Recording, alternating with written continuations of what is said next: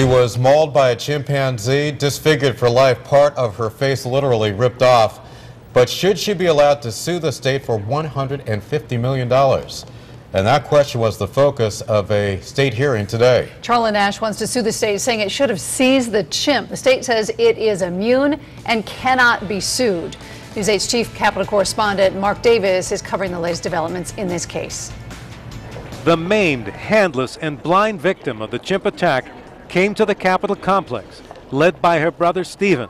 She made a personal plea of her case to reporters. I hope and pray that the commissioner will give me my day in court, and I also pray that I hope that this never happens to anyone else again.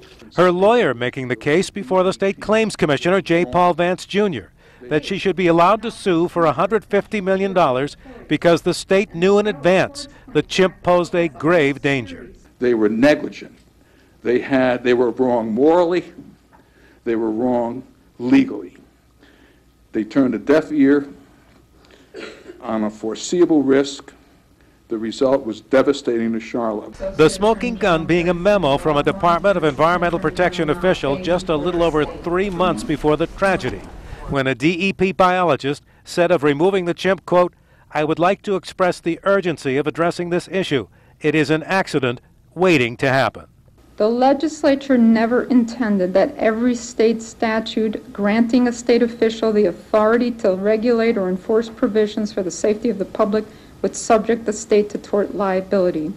Her lawyer telling reporters that even though her face transplant has been proclaimed a success, no one really knows how long they last because so few have ever been attempted, that her huge medical bills will continue forever.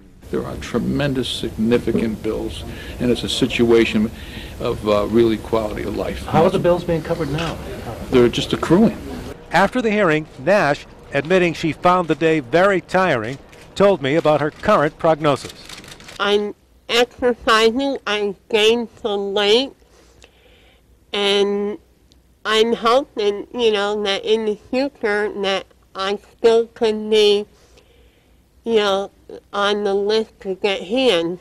Her previous hand transplants have failed. The claims commissioner tells News 8 he will likely rule on this case by the end of September.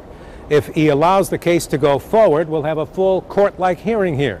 If he says no, Nash can appeal to the state legislature. At the state capitol, Mark Davis, News 8.